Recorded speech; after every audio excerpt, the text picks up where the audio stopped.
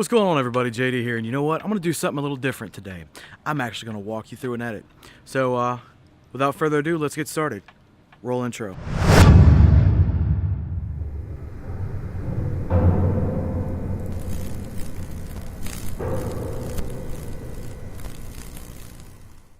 Alright guys, as I said, we're going to do something new today.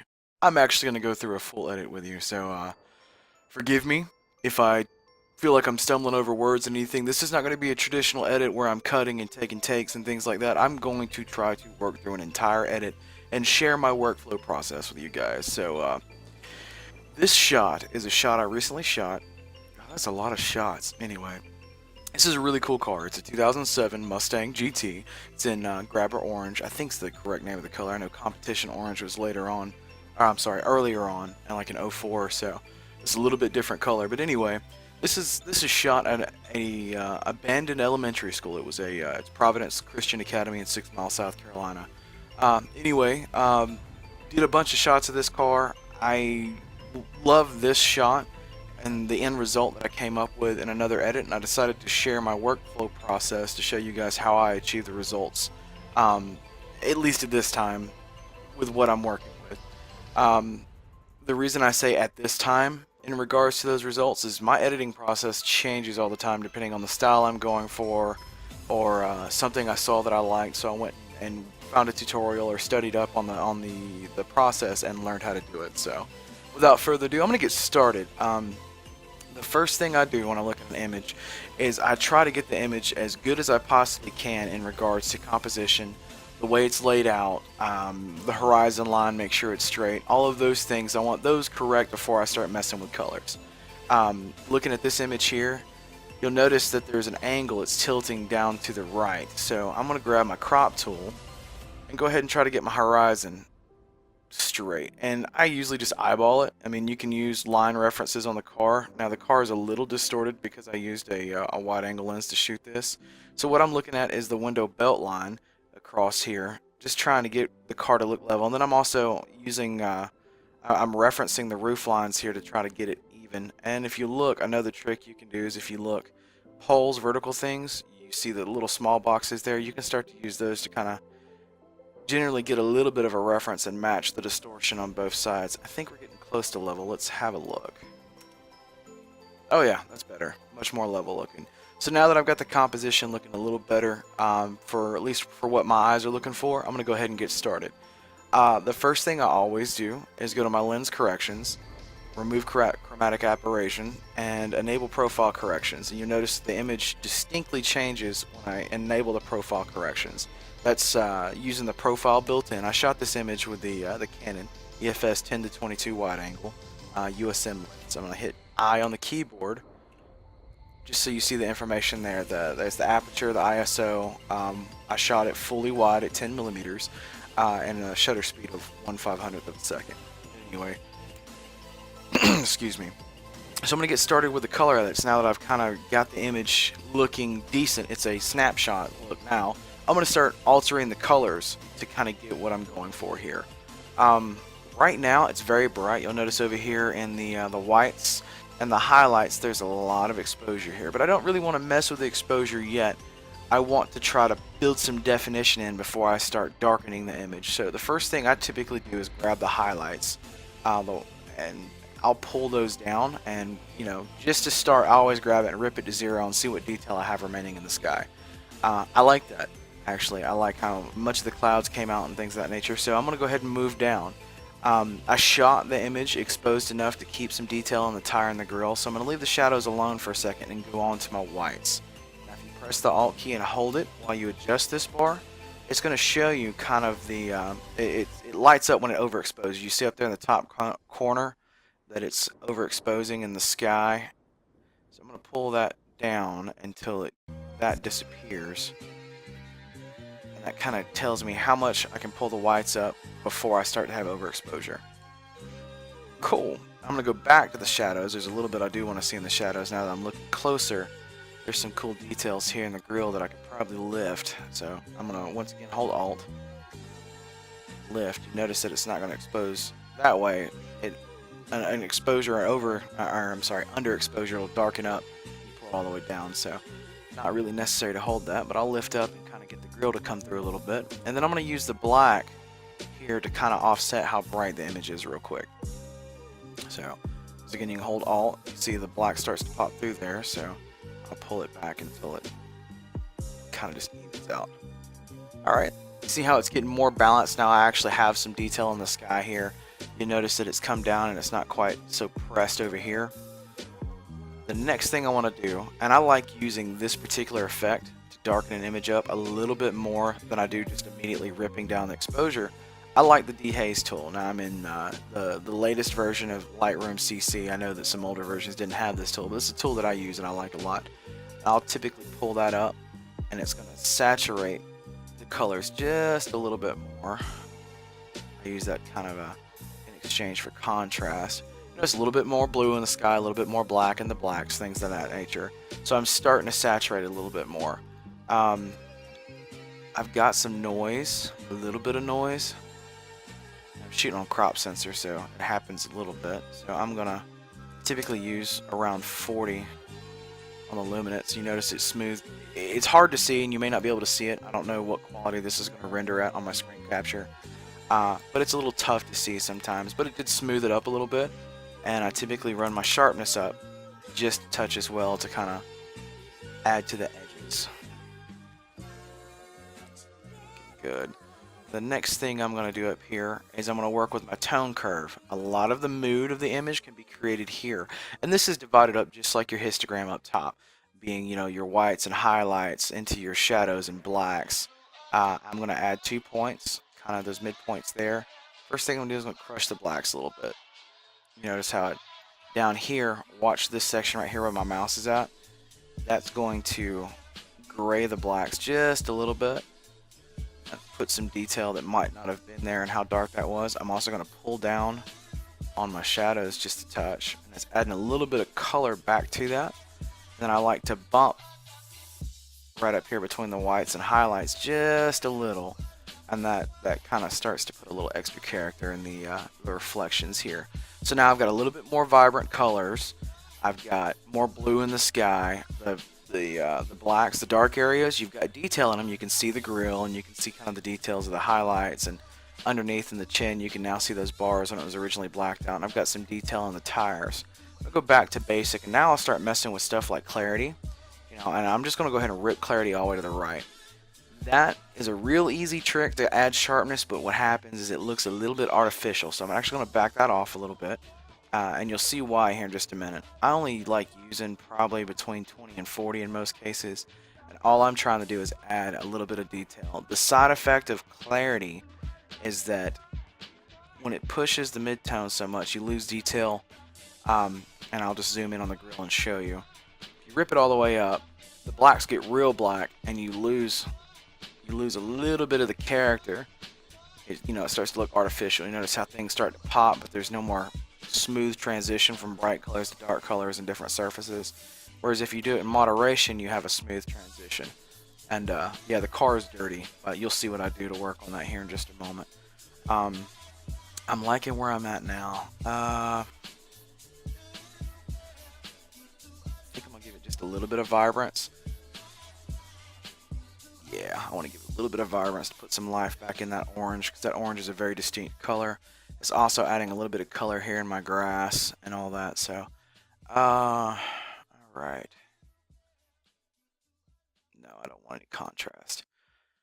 At this point, you'll notice that my clipping markers up here in the top 2 corners, I'm no longer overexposed in clipping the whites, and I'm no longer clipping the blacks, meaning that everything should have a pretty even level of detail. Here's where I'm going to start correcting issues with the photo, such as the dirtiness on the car and the dirtiness in the grill and all that. So here's the next thing I do. I'm going to right click, edit in, Photoshop. I actually move it over to Photoshop so I can start to do manipulation, photo manipulation. Lightroom is a great tool for color and all that. You probably just heard my phone. Sorry for that, guys. Lightroom is a great tool for color work. Getting your colors right on an image, things of that nature. but there's not really much for manipulation. When you get ready to actually change or adapt, and you're going to remove something from an image or correct something in an image that's more so detail based and not so much color based, you're going to want to use Photoshop for manipulation versus Lightroom, which is just doing color and things of that nature. So on big flat surfaces like this is where I'm going to start to correct some of the spots. And I'm not going to sit here and make the car clean. I'm just going to take some of the spots that kind of take your eyes off the detail. For example, the big bug that's in the middle of the fog light here. Little things like that. I'm gonna kind of clean up those spots and even at least even out the texture of what's going on in the image.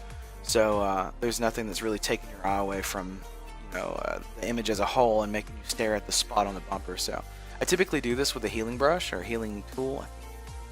Spot healing. I want to make sure I tell the names correctly. I'll call it something completely wrong, but in my mind I'll know what I'm trying to use. But anyway, I usually use a brush with the hardness all the way up and a size that's usually just a little bit larger than the spot I'm working on. And I'll zoom in just a little bit more, center up where I'm working. So I'll grab that tool and I'm just going to start lightly marking some of the bigger spots off. I'm not trying to get rid of all the dirt. In this case, I think this is road tar or something. I'm not trying to get rid of all of it. I just want to get rid of the big spots that are eyesores, that are distracting the image, like this one right here. That's on a body line. Your eyes typically trace body lines when you look at the image. Another one there that sits right in the center of that body line. The spot right there is a little distracting. That breaks up that line. And I know I'm rambling on. Once again, I'll probably do this more often and get better at this kind of video, but I'm just trying to get in the process. You don't get better if you don't practice it, so forgive me guys if I mutter too much, but this is kind of my thinking out loud and sharing the way I edit an image with you guys. A couple of spots down here. That body line where it exchanges from the bumper to go up to the mark inside the grill. I'm going to clean that up. Zoom in a little bit so I can take care of this big old bug here. And I've already edited this image once, so I knew the bug was there. I kind of found it after I'd finished the edit earlier. I don't like it right here, so I'll try it. And this is not a perfection tool. If I wanted perfection, I would grab a brush tool and I would sample the adjacent color. Brush tool, have a real small pixel size, and I would draw it. I would hand draw in the difference there. And this is a 3 pixel size brush. I'm literally drawing in the difference there just to show you the difference of trying to do a correction there. And I drew that spot out without creating that little blurry spot. That's not absolutely necessary. These tools are in here for a reason, and I like using them, and they work pretty well, but don't expect perfection out of it. You need to learn all the tools that are available in Photoshop as you start to work on manipulation. But for the sake of not making this video 3 hours long, I'm kind of rushing through some of the tools to show you how to at least get a baseline edit done. And now you notice that fog light's not as distracting with a big old bug there. And as I back off the image, this is about 25% of the full size. This is a raw image. That bumper is no longer anywhere near as distracting, but I definitely did not clean it. I hope that makes sense. I wasn't here to try to make a dirty car clean. I was here to remove the eyesores that were present on that bumper that might detract from the image. I'm going to kind of take a quick gander around the car and fix any other spots that I see that might be a bother. But I think that really, on this particular picture, that really got all of them. I'm going to look. There we go. I knew there was more. I saw them last time I edited this image. I'm just wanting to hustle. And this won't be a perfect edit. One thing I really wanted to address, and I think I'm probably going to have a little bit of a vlog about it, is that at some point, working as a photographer, you're going to have somebody that talks crap. Kyle Voss, I know a lot of you guys came from his channel, and he had a really good video about haters and jealousy and what that is. Let me explain that from the viewpoint of a photographer.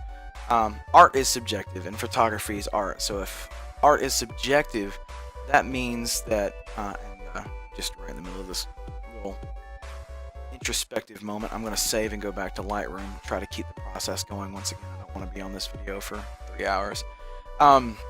Like I said, art is subjective. Everybody's eyes are different, so everybody's opinion of what would be a good image is going to be different. You have to learn, one, how to have thick enough skin to take critique, because you can always get better, and there's always things you might have made a mistake on that someone will spot. And someone who genuinely wants to see you get better, it will be constructive criticism, and it won't be somebody just being a butthole for the sake of being a butthole. But there's always going to be somebody that talks crap about your art. You have to learn to appreciate your work for what you put into it and what you're looking for, and look at it through that glass instead of letting somebody else's words affect how you feel about what you're doing. I've met a lot of guys, and I've worked with some people that I've been teaching that have come to me and been like, I don't want to do this, so and so said this, and I suck at this, or so on and so forth. They get really, really down, and there's absolutely no point in letting somebody do that to you. It's jealousy, or it's their lack of talent. And 9 times out of 10, someone who's talking really, really bad about your work as a photographer probably doesn't even work as a photographer or do anything in any kind of professional standpoint in the first place. Don't let that stuff slow you down, because for every one person that hates what you do, there's 10 people that love it. And the stub toe, you always know when you have a stub toe, even though there's 9 others that are perfectly fine, if that makes any sense. Negative feedback is that way as well. The person with negative feedback speaks louder than all the other people that are absolutely elated with what you do. But anyway, let me explain what I just did when I came back into Lightroom. When you save the image and close it out of Photoshop, it comes back as a TIFF image. It's still a high detail image and holds all the same detail as the RAW did. It's just the format in which that Photoshop saved it in and put it back. So now in my workflow, my timeline down here, timeline that's Premiere, but you get what I'm saying. In my develop module, I now have 2 images down here: the original one I worked on and the one that's post. And you can see, if you look here across the bumper and some of the other evident marks where my mouse is right now, I click on this one, they're all gone. It still looks like the same image. It's a little cleaner. There's a little less distractions on the front bumper. Another reason I do this is, if you look, all my sliders are now set to 0. It processed all my Lightroom changes and effects onto the image before it sent it to Photoshop, save those in the TIFF image, and now I have a clean slate. And this allows me to do what I call, and there's probably a technical term for it, but I call it a second pass of the image. So now I'm actually going to edit this image as if it's a fresh image that has not been touched yet. So I look at the same stuff. I think, how much detail can I pull out of the sky? So I rip my highlights down to have a look. I'm starting to get some really cool texture there. I don't know if I want that much. Back off just a little bit, probably somewhere around there. I tend to pull the highlights down a lot. I just like what happens to details and shapes and clouds and things of that nature. And it also saturates color on lighter colors a little bit more by pulling down the highlights. I'm going to pull up my shadows just a touch, because I really want to start to accent that detail. You see how the detail is coming out in the tires when I pull that up to about 60. It's going to seem extreme, but once again, I want to give you, or not once again, I haven't said this part yet. I can't talk sometimes. Anyway, when you're moving sliders, do not look at the number, do not look at the slider.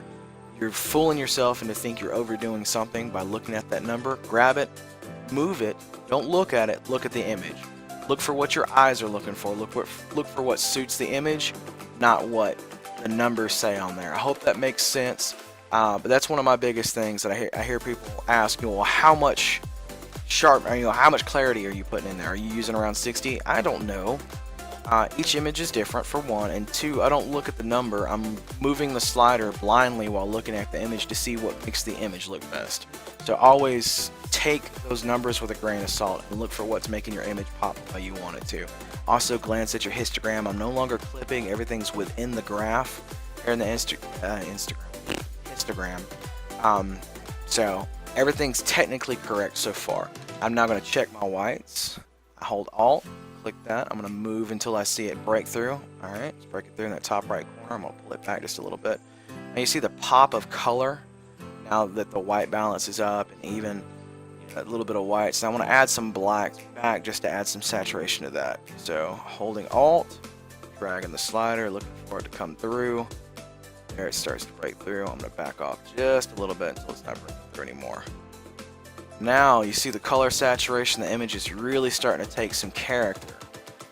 I'm going to add a little bit of clarity, and I'm going to go ahead and do it right up front this time around. So I'm grabbing that and we'll pull it up. You should start to see stuff like, I'm going to stop right about here. The thing I really liked about clarity is you notice now the contrast between darker gray and lighter gray gravel. You start to see some of the really silky detail, and like I love the brake dust. I like the way the brake dust looks in this image, and that's a personal thing. You may think it looks like crap, but I like it personally. I'm going to look at the vibrance right now. Oh, look how that blue comes out, but it washes a little bit of the cloud detail. I think I may try to address that with another tool. I'm going to leave the vibrance alone. Let's go grab Dehaze over in the Effects tab and see what that does. Oh, that's better. That doesn't take the white out of those clouds that are on the edge. So I'm going to bump it up with a little bit of Dehaze, and this is where I'm going to start to do things like Vignette.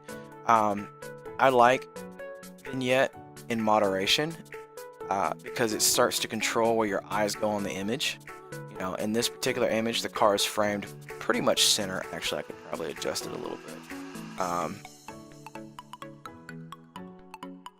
That looks more centered. Sweet. That's like dead on center. Okay, now that I've corrected myself because I was saying wrong.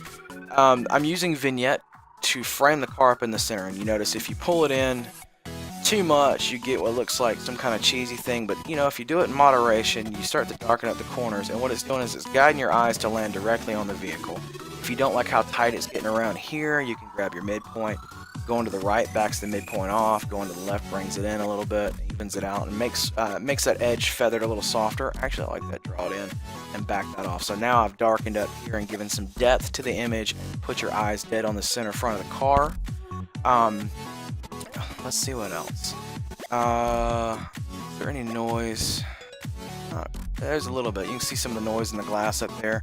I'm just going to do this for my own sake. I want this to be silky smooth.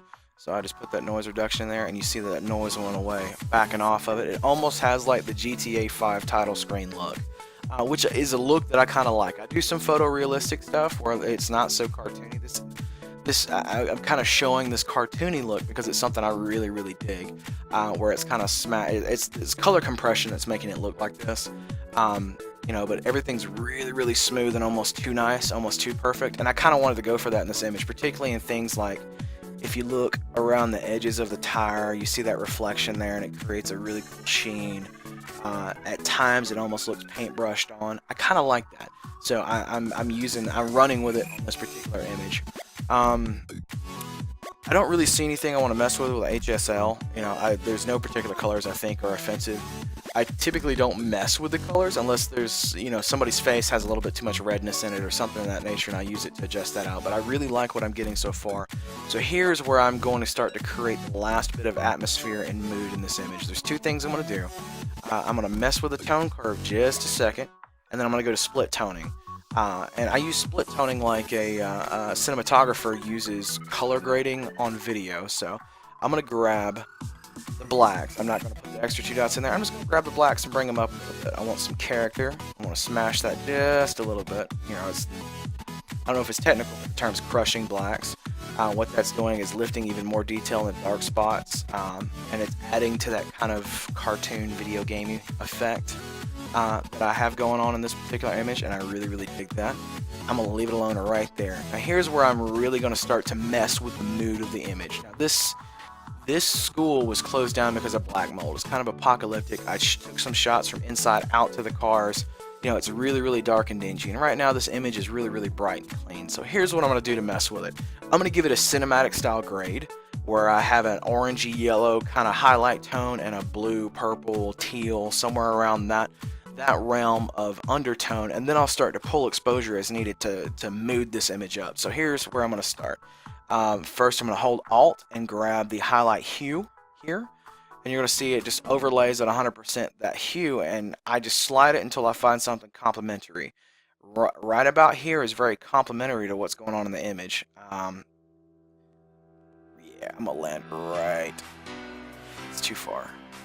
Back up just a hair. 43 I think is where I'm going to land there.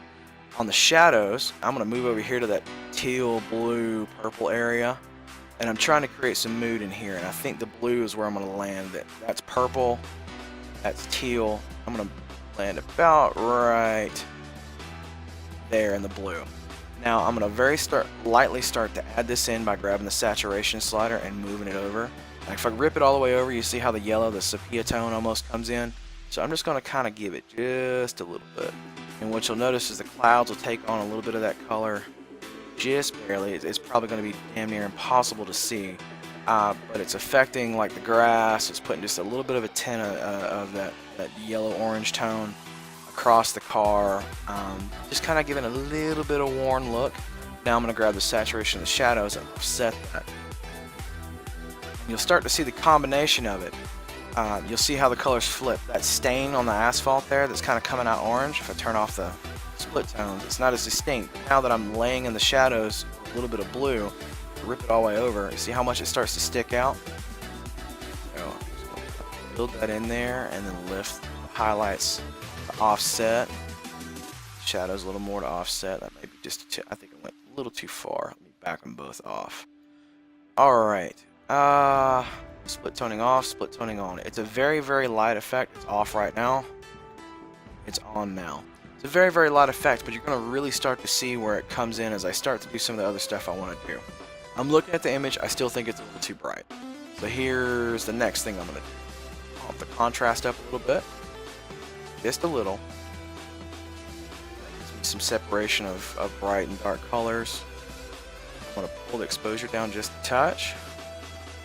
Saturating the sky and all that just a little bit more. I'm going to just a little bit more.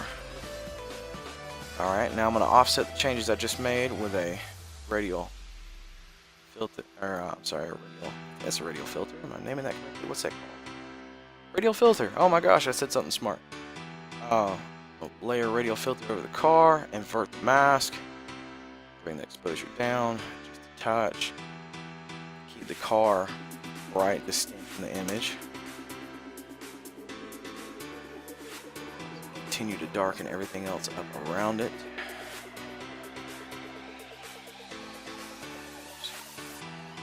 Like 12 buttons on the side of my mouse. Alright. And the basic. Saturation just a touch. I'm gonna bring it. Not take that back off. I'm really starting to dig what's going on here. So I'm gonna do something. I know I've done a lot of little things, and it's probably hard to see the difference from the before and after. So I'm gonna press backslash. That's forward slash. It's the one that starts backwards at the top and goes to the bottom. Press that one time. Before, after. Even better yet. Press Y in Lightroom, and there's your before and after image. I want you to look at the color saturation. You got more pop into the colors here. Got some darkness and detail coming in at the base of the car. Really, really well saturated orange, and that looks pretty realistic to the color of the car because it's not as dark as competition orange. It's grabber orange. Really, really cool color. And just for even more of an extreme before and after. So there's with no edits. And here is with all the edits done. Very, very distinct difference. You know, I hope that this kind of gave you at least an idea of what an editing workflow may look like. You know, this is not just a simple, quick image edit. I did more by sending it over to Photoshop, working on it there to do some manipulation and corrections, and then sending it back to Lightroom. It's not that technical of a process. It just takes repetition and time to get that skill set going, so it becomes muscle memory and you're not thinking about it as you're bouncing from image software or a piece of image software to different pieces of image software and back. The really, really cool thing is that Adobe links all their stuff to where it works friendly with one another. It works together. You can bounce them out and back without having to shut one down and open it elsewhere. It automatically creates your copies. I primarily use Lightroom because it catalogs all your images, and all your raw images actually aren't changed. The edits are saved within Lightroom. So if you ever want to start from scratch, you can literally just hit the reset button, wipe all your edits off, and start completely from scratch. And I've done that many times as I've learned better and newer, cooler tricks. Alright guys, that was intense. That was 30 straight minutes of editing. I know it was probably boring. Well, I don't know. Here's what I'm gonna say. If you've made it to this point of the video, you obviously got something out of it, or were getting something out of it, or want to learn how to operate within Lightroom and Photoshop. You're looking to grow as a photographer. So here's what I want. If you're listening right now, if you're watching right now, hop in the comments, tell me what you thought of this video. This is the first one of its type that I've made. I know it was long-winded. That was a very detailed edit that I did in 2 passes. Not every edit's going to be like that. There's some images that I can knock out in 5 or 10 minutes, and there's some that are legitimately 20, 30, 40, even more minutes in length. I've spent 2 hours on an image before just because I really wanted it to get there. And keep in mind that that image I'd already edited and I kind of knew what I wanted for it. Now you know why photography is expensive if you've got a good editor working on the photos they've shot for you. With all that being said, like, comment, subscribe, please. Like I said, if you've made it to this point in the video, please hop on in the comments and let me know your thoughts. Was this a waste of your time, or did you enjoy it? Would you like to see more videos like this, or would you like me to just shut up and show you cool pictures? I'm here for you guys, trying to build something here, and I want to share everything that I do with you guys so we can grow together. Like I said, like, comment, subscribe. I appreciate you hanging out. As always, have a great day. I hope you have an awesome weekend. Peace.